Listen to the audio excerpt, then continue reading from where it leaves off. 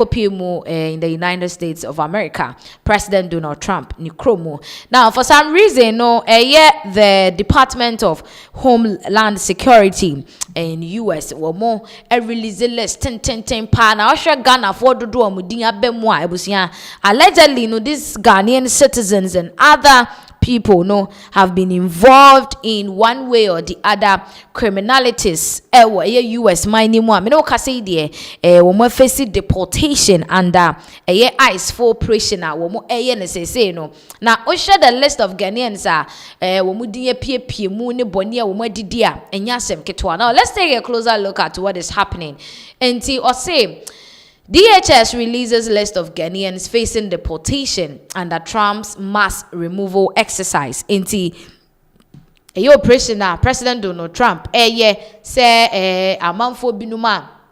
omadi bone ni ade wo krodua ni mu no ye be deport omo ni yi omo afrikro ye deport so they anu hu say there is no way you can go back to the United States again. Ghana for binuma baby pie mu. So as you can see on the screen, Ghana for ye die nie into Homeland Security we Secretary Mark Kwachi Mullen wono eneda no nti we share the first person wo honum na ne crime assault, human slavery or trafficking. And just say one day wo bobro wo assaulting crofo and as was so trafficking crofo US honum na ono amo chain wo Texas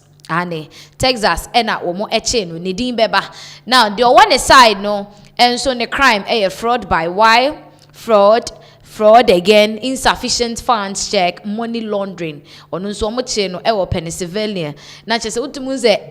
Ghana for binumu bebre US honoma they've been involved in a lot of crimes. I said be ye nyina na aba abonten.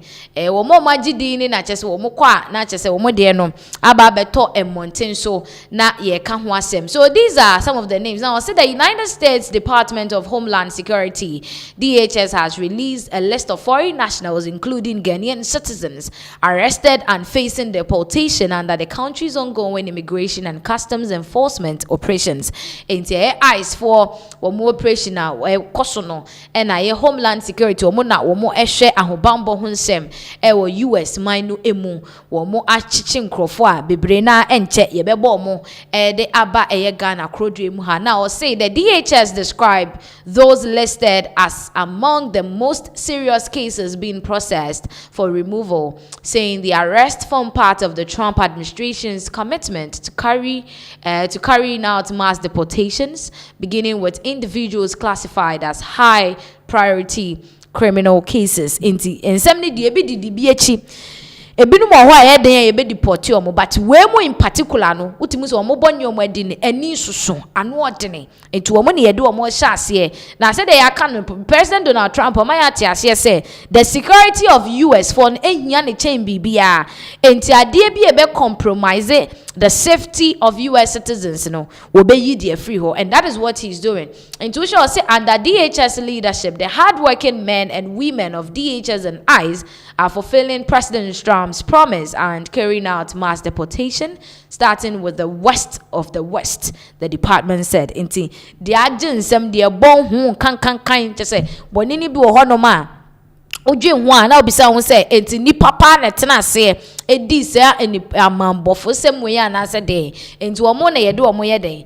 sha se na say the department comes as the United States intensifies its immigration enforcement operations across the country, targeting undocumented individuals with criminal records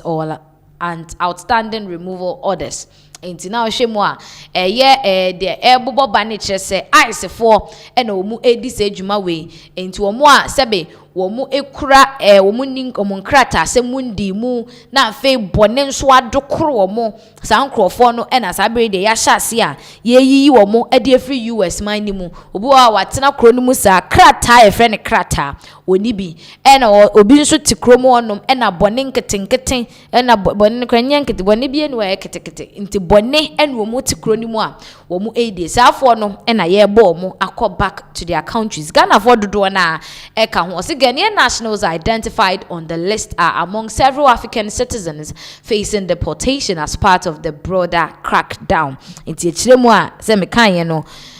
Ghana oh, we didn't disappoint ourselves. Yensu yedin akwakopiemu ebi. Or say the Ghana mission in the United States has not yet issued an official statement on the matter. In the edenya US Ghana yo mission wo ho a yehwe kwan se nkomo nso beba abontene na o ma be kire mu nsem ni mu na yetimi ehum. Just below are the photos of Ghanaians on the list. Hane Ghana bang bang bang edru yeso. And we share enipa o moda screen so a the owo menza benkum so no shoplifting na say wakwa wi ade ewo mall bi mu anase shop bi mu anase de omo che no Atlanta Georgia ni din Franklin Donko na nka de uko di bone a uko wi ade wo shop ni mu na aye de enko na akofa aye de o mensa ba akono nso mensa nifa so onu nso cocaine possession na say ye che no na cocaine ewo ne ho asem wo empenipo nipa ne pene ho asem omochi wo Miami Florida ni din Adams Suleiman na chese Ghana for dodo na nti na yehu no another 2 enso na ebepie mu ase ha no ono ne bone ne say cruelty toward child and fraud na say wunim say ye ka abrochire na ebinum de hoho mo na abrochire de obakra timi ko report ma police chill ni ade chire mu a Solomon Blay ono ade oye ne bone ba ko edi kan ne say oda suban bi edia na enye se nka oda ne di ede kire abofra na afi fraud enso ka ho mo kire no network New Jersey. Now the other means nifa so damage property na se wakosey japade wo US honum ni din Kofi Michael Adey Virginia eno no nso ye che na Chantilly Virginia eno no nso ye che na se omumienu koka ho ma ye 4 you ye ba se hanso a we have another person ono so ne bone weapon offense na se ehu se me se okura weapon wo ne ho ono nso New York na wo mo che no the other mensa nifa so domestic violence. You know you can't go and some things are there like why will you go to US and go and get involved in domestic violence in the first place? Okobo yere ayeden like how? Yemfa ho nche nti no say no Maryland ena womo ensa eso ni mu ewo honom. Now we'll take their names then me sure say the list goes on and on and on. Enti the odi kind no uhwe a ono nso boni okodi ye fraud, illegal use of credit cards and identity theft. Nipa baako why fraud from the fraud no and say